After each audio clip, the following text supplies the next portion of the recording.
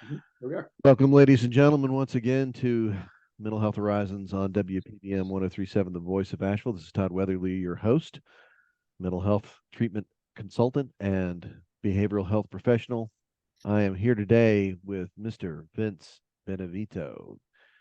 Vince is the director and founder of Causeway Collaborative, providing direct service for all three specialized teams. A licensed professional counselor, he holds a BA in psychology from Wesleyan University and an MA in school counseling from Fairfield University. Same as my wife, but here in the Carolinas, actually. Vince began his career as an in-home therapist for adolescents and families at the Wheeler Clinic in Plainville, Connecticut, a regional behavioral health services provider. From there, he entered the corporate world where he worked as a professional recruiter and honed career counseling skills. With these valuable experiences, Vince transitioned back to individual community-based counseling as an employment specialist at the Kennedy Center, one of Connecticut's largest, most highly regarded community organizations. At the Kennedy Center, Vince worked with to find meaningful jobs for unemployed adults with psychiatric diagnoses and criminal histories. I did the same for the community college in our area. Nice. This is going to be a fun conversation. He joined Cool. uh, Freudman and Billings in the 2010 as an educational therapist. Completed a year-long internship in the Weston High School guidance department, where he initiated and co-led weekly support groups for at-risk students in 2012. Vince has brought all these skills together and experiences to start the Causeway Collaborative, which serves young men who are transitioning and needing to find their way, probably in recovery from not only mental health disorders, but also substance use disorders, needing that coaching support and vocational support there in the local community in Connecticut. And, with a team of trained professionals, coaches, and therapists that help them find their way after they've come out of residential treatment. Is that a pretty accurate description, Vince? Yeah, that's pretty right on. That's Well, and I'll say this you and I got connected through a doc that we both know and yeah, appreciate, who's and Dr. Santo Pietro is a highly regarded yeah, psychiatrist in the area, and he can't say enough about you guys. yeah, We've got at least one client coming your way and have started working together a little bit. I got to tell you, as a person who started an organization that's got some similarities in the local area and then handed yeah. it off to the therapist that's there, like what you guys are doing we need so much more of it. Thank you. Yeah, I we appreciate just that. we just need so much more of it because young men and women, Yeah, for sure. they need this kind of support. I always say that it may be one of the most vulnerable times you have is coming out of residential treatment, so that step down transitional step is really important. The next most vulnerable time, and maybe even more vulnerable, is when you actually step back into like the apartment and your own Right, space, right, and you've got all the stuff on you now. right. And Yeah, it's like, I mean, more people crumble at that time than yeah, any other time. And it literally, I don't understand how insurance companies have skipped this component of care, what they often do. yeah, for sure. Um, but like, if you will, it Yeah, looks like you've done a lot of, a ton of this, like working with adolescents, working in school systems, working in educational environments, yeah, corporate environment. yeah, So you've got jobs in there, yeah, education in there. I mean, all the component yeah, pieces. yeah, It's like you blended all this stuff together and created Causeway Collaborative. What yeah. what gave you the gumption to do that? Because it's not an easy job.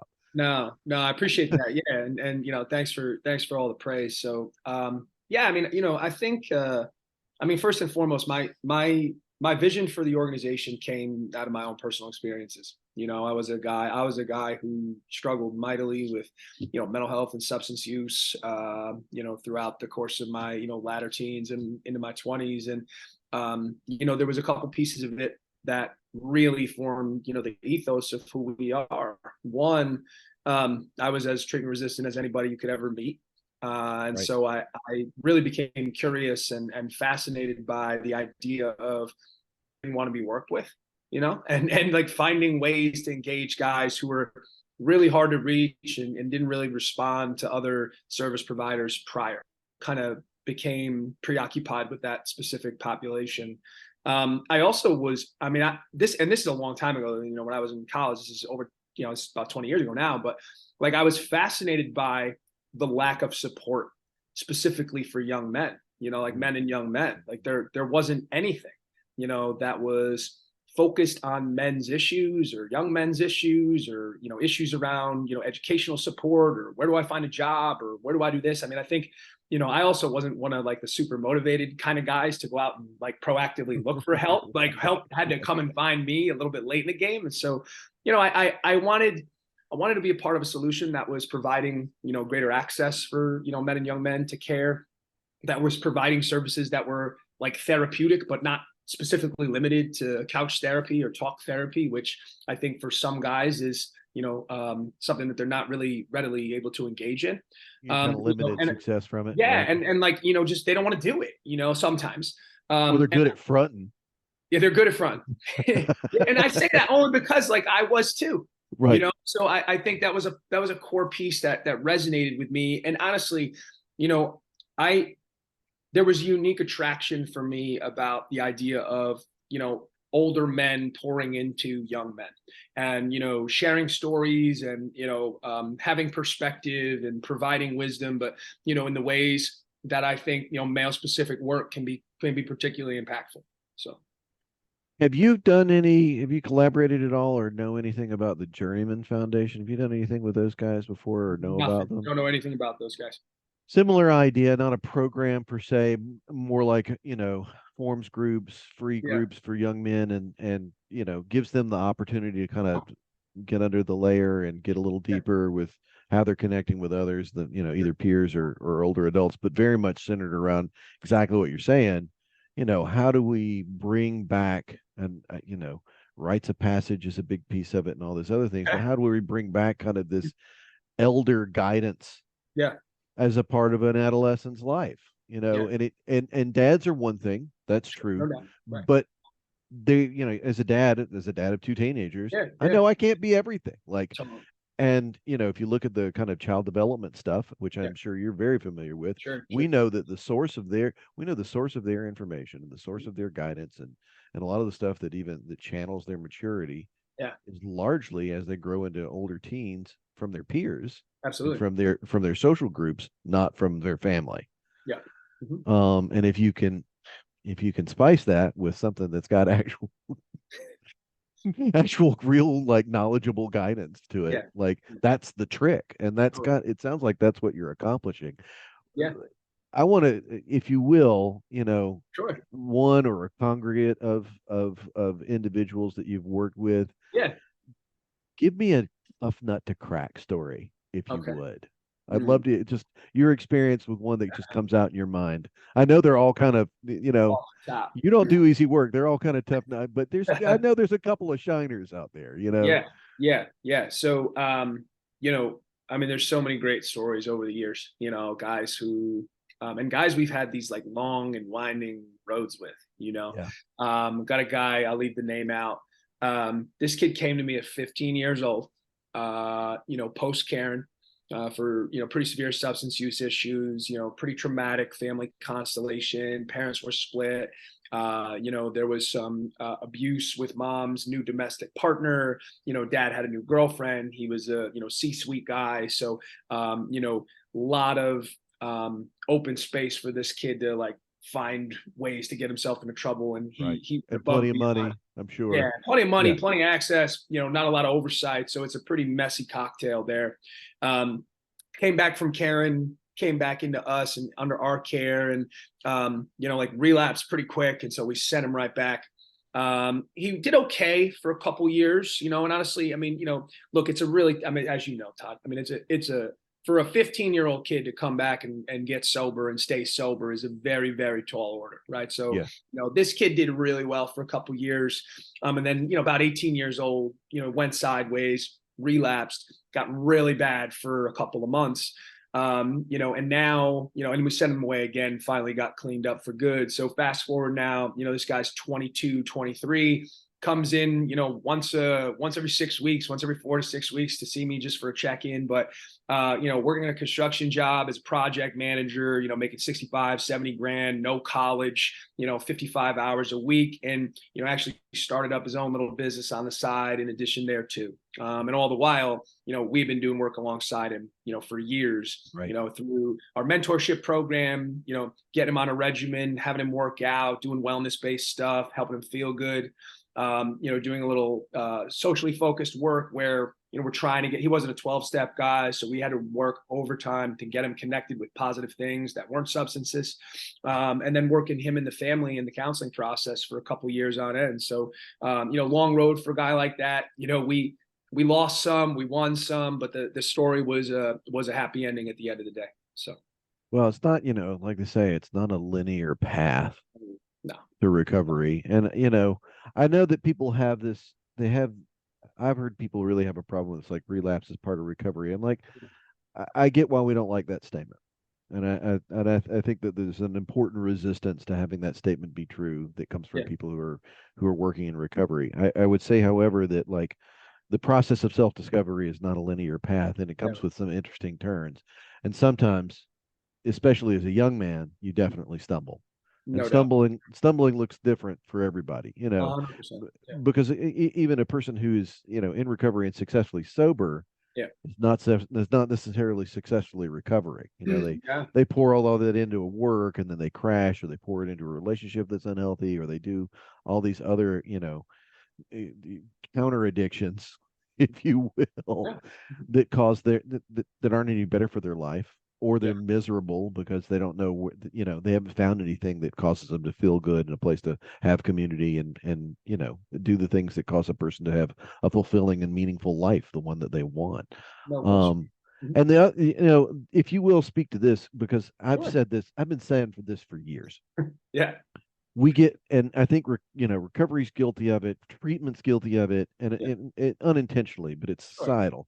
So you go to school, and hopefully you finish school, or you finish some version of it, and you graduate, right? Like there's this celebration, and they give you a certificate, and you're like, and then, and it's a falsehood, like you've completed something, and that feels good, and that's great, but in many ways, it's almost like with having kids, like it's almost like pregnancy. You freak out that you're pregnant, when your wife's pregnant with your child, and they're coming along the way, and then that child is born. It's like pregnancy that wasn't nothing. That was just conceptually preparing me for the idea of what the real deal was. Now you this like kid's turn here. you What do turn I do? the page, right? That's all that. That's all. And it's like, I think that celebrating markers is good, but they in recovery they call it 13 months. More people relapse on their year anniversary than almost any other time. Like in your work, how do you navigate this? And I want to tell you that this is not like, this is the rest of your life, by the way. What we're doing here, I know you feel good and it's successful. We've built some stuff and it's great. And for the rest of your life, you're going to be attempting to manage a version of this. How do you get that message across? Because somewhere you have to, right? No doubt. And I think, for us to, that begins with the family, I think, and cultivating a narrative with the family of one of not only transparency, but sort of progression, like transparency around like establishing reasonable expectations that make sense and that, people can kind of co-align to. I think what happens most often with us is that mom and dad are over here and kids kind of over here. And like we start, out of the blocks with, party A and party B not being on the same page. So I think, the conversation I think begins with like, what are we actually trying to do? And what do hey kid, kid's 23 now, right? So, Johnny, like, what's your vision for your life? Here? Yeah. What's your vision for your life and where are we heading? And then making sure that the parents understand that and are, to some degree on board with that. Right. And if they're not on board with it, that's okay. But let's have the conversation up front and just kind of rescope expectations. So it always begins with expectations. And then from there, I think I just encourage transparency. I encourage men, to really be purposeful about sharing their resistance. If you think something sucks, it's necessary that I know about it so we can pivot and go in a different direction. And it doesn't do any good for someone to tell me that they're on board with a plan and we start working a plan for 3 to 6 months only to find out that it's not the right plan and he did it begrudgingly the whole time or whatever the case may be. So it's important to, look forward, be transparent, me to be on the same page with a guy as somebody who's working to serve him and trying to work on his behalf. And really lastly, that the vision is his, that it's not dad's and he, just is parakeeting it, and it's not, Yeah. mom's his father's, whatever. Like this is a young man's or a man's vision for his own life. And we're stepping forward because we believe that that's what he knows is best for him. And you have to impart the crushing news to the parents that, hey, this box that you've tried to put your adult child in, your adult son in, he may not meet that. That's correct. It may not be his dream at all.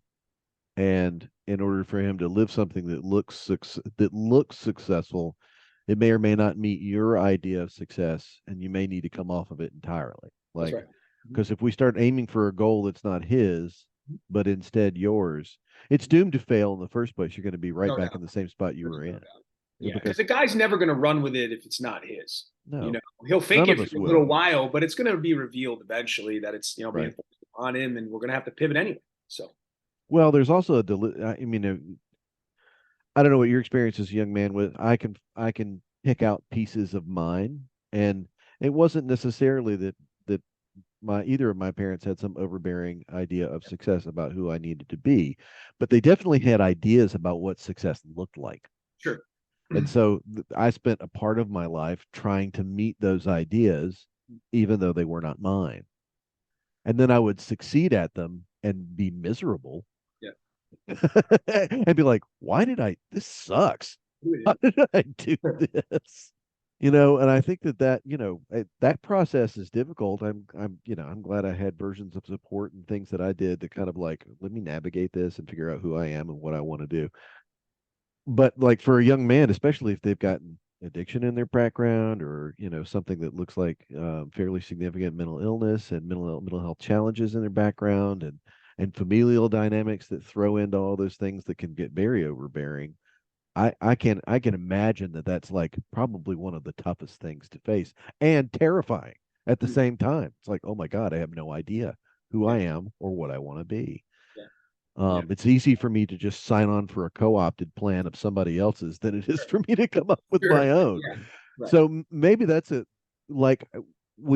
certain that you run into this with these guys, right? It's like, well, my dad said, or whatever, well, I just want to go out and be this successful thing. It's like, I hear that and I don't buy it. It sounds like BS to me. Like, tell me about that conversation when you have it with guys. Yeah, I think, I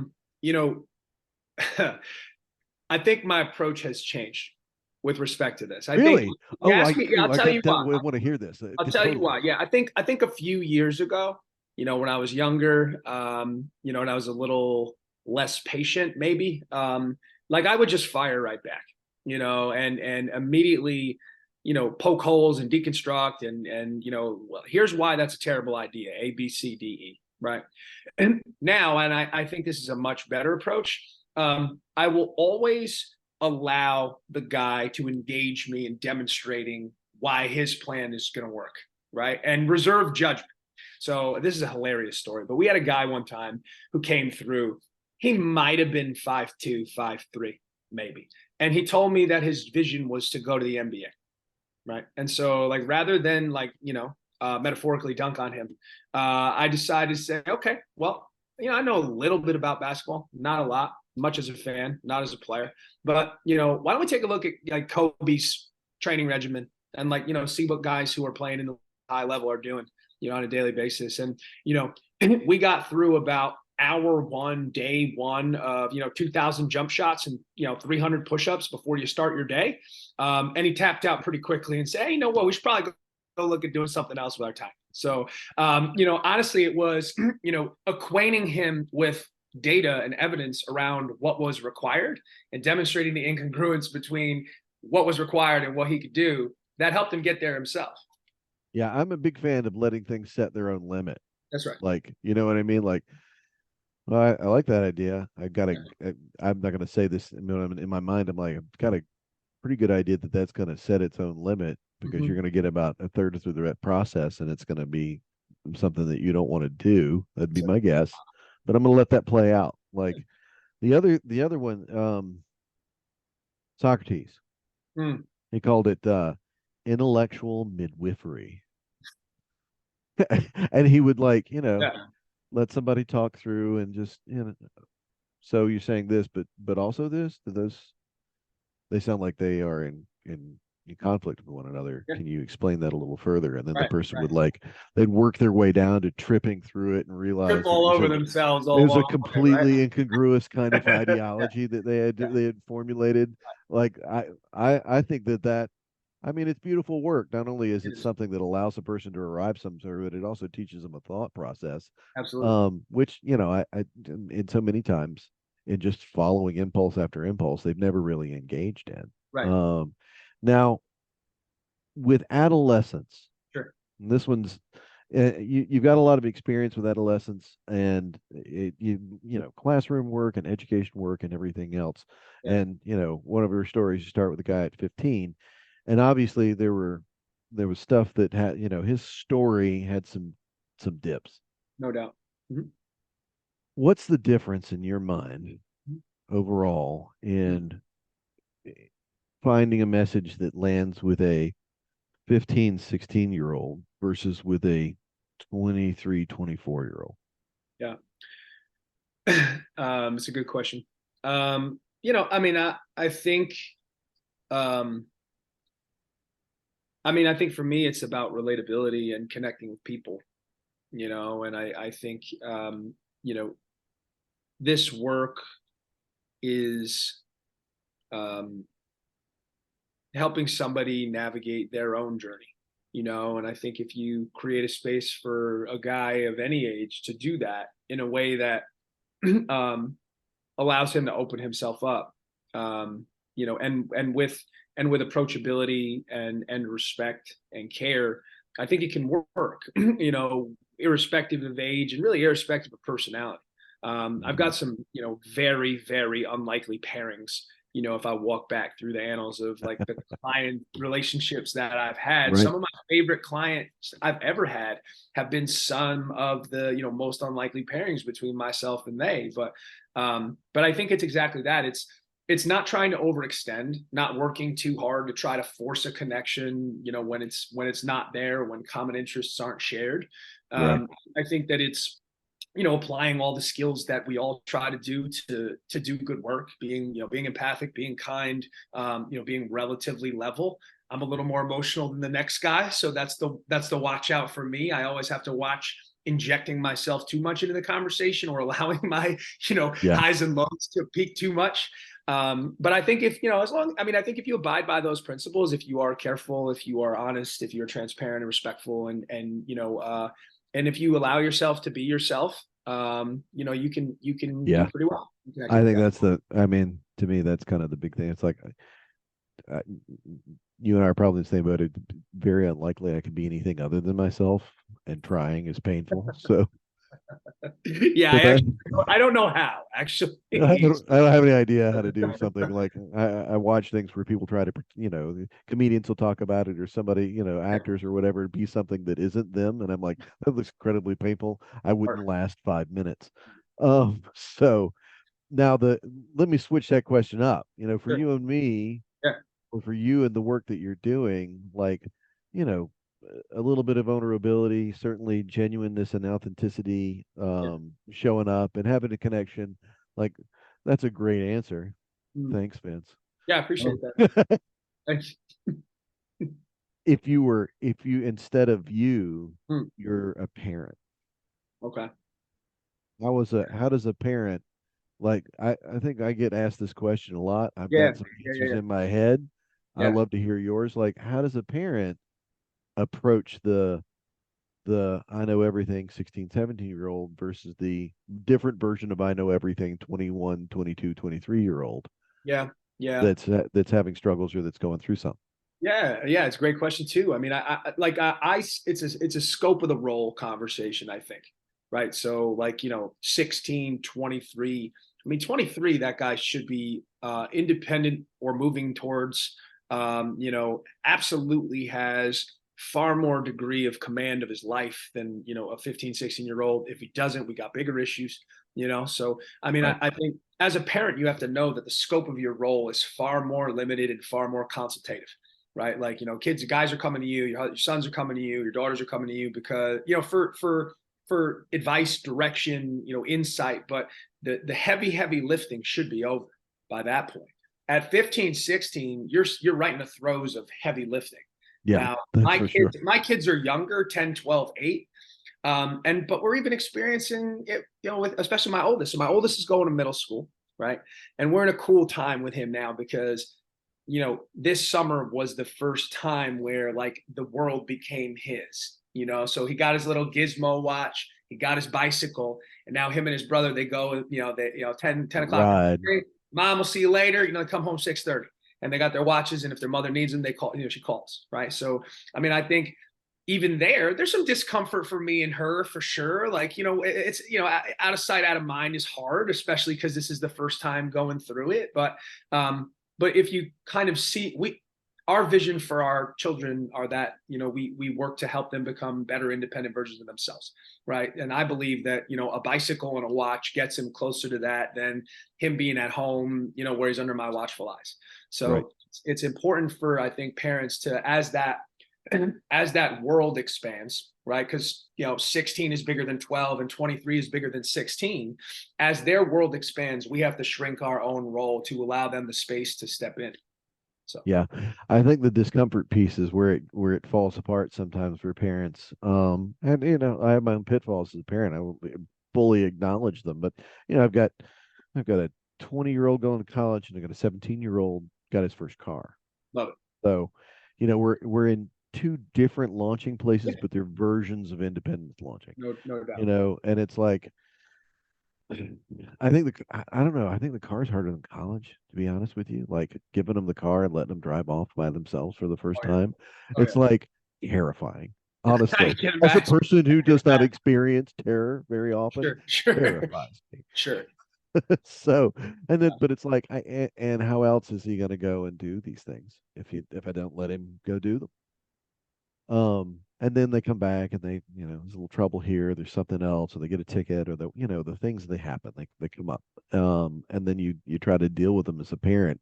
I think that it's when you and I are working with individuals who are, one, they suffer from some challenges in the first place, so they've gotten into trouble, and it's addictions and mental illness, but those things will throw a maturity process off hands down. So this person's on a delay or a lag, and then you've got maybe you got the late teens or early 20s-year-old that's in the basement, hasn't done any launching, hasn't done any things, might need treatment, and then they get to you, and it's like, okay, how do we not like backpedal Mm. right back to where we were? Yeah. And it might be a cool thing. You get these guys. I assume they're coming from transitional living environments for the most part, sometimes directly from treatment coming home. I Like, tell you what's interesting though, Todd, is like a lot of times these guys are not coming from those places. So okay, interestingly enough, like in I mean, I'll say 15 to 20% of cases they're either stepping up from once a week with a therapist to something more comprehensive with us, or stepping down from program to us, to maintain continuity along the continuum. But honestly, I mean, we get a lot of referrals just for guys who are looking for something different, compared to what's offered, with respect to care. right, So like for us, like, I mean, our mentorship program, the way we take guys out in the community and help them do things, and sort of the teach a man to fish kind of framework. There's not a lot of supports out there, male to male, particularly in the realm of kind of clinical overlay that parents can grab a hold of. So we get a yeah, lot of like 16-year-old kids who play too many video games, who don't do anything else, who like we can just kind of like get them out in the community and like do something, which is a significant intervention for a guy yeah. like that. That's Or we get guys who are like, super anxious about the college process and a little bit late in the game. And so like we can do a little work around like, a guy whose transcript's a little messy, who's like more your C-ish kind of guy, like that there's still an option for him around a go forward plan, whether that's community college and we ladder up, or we go straight to 4-year, or we do a vocational route. Like we want to grab a hold of the guys who, aren't the top 10 in the class and aren't going to Ivy League schools, but like they want a plan too, Yeah. and they And they deserve a can right. have one. Yeah. Oh man. Yeah. I I wish that like I say, we need more of it, so much more of it, because I think that those folks, I think what we see in the like emergency treatment placement, things have gotten bad and out of hand, Yeah. is probably a significant portion of those guys that you're talking about that never got that Right. at 15 or 16, Yeah. and Yes. what they gravitated towards was, maybe a bad crowd, or substances that were, they might as well play video games and get high all day, or whatever. Like they gravitated to those things because they didn't have a resource that wasn't just IOP out of the local community, whatever, or a therapist who, like you say, knows how to present well, can tell you a good story, and walk out and do whatever the heck they want, which they do very often. And it needs something that lives on the ground and feels like it means something.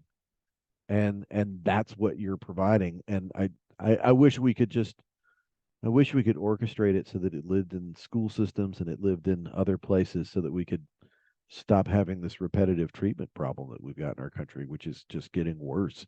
Post pandemic, worst I've ever seen. Did you see a lot of fallout from the pandemic? Like what was the deal pandemic wise for you? What did you see? Yeah. So it was a really interesting time for us, and a really interesting time to be a business owner for sure. Yeah.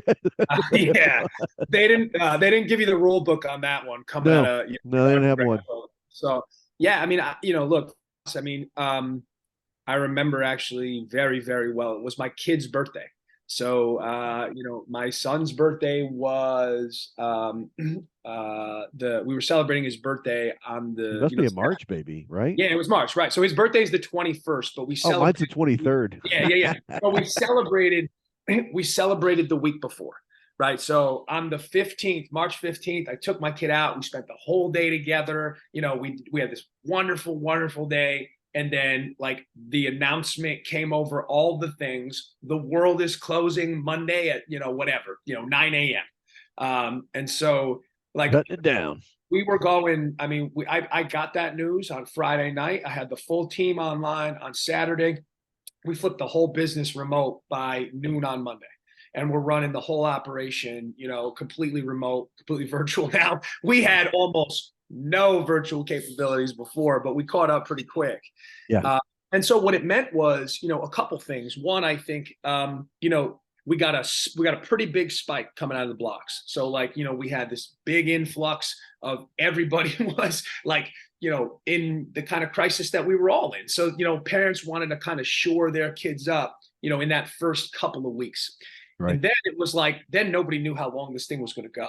Right. And so it was like, all right, well, let's hunker down. Right. So all the guys who just pumped right in, kind of, sort of dissipated, and people were playing the waiting game in a very sort of thoughtfully conservative kind of way.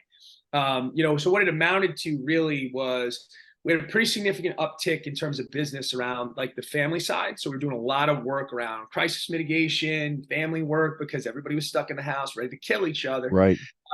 But not a lot of, after about month two, there was not a lot of new business coming in, and not a lot of families were reaching back out again because no one knew how long this was going to go and to what ends.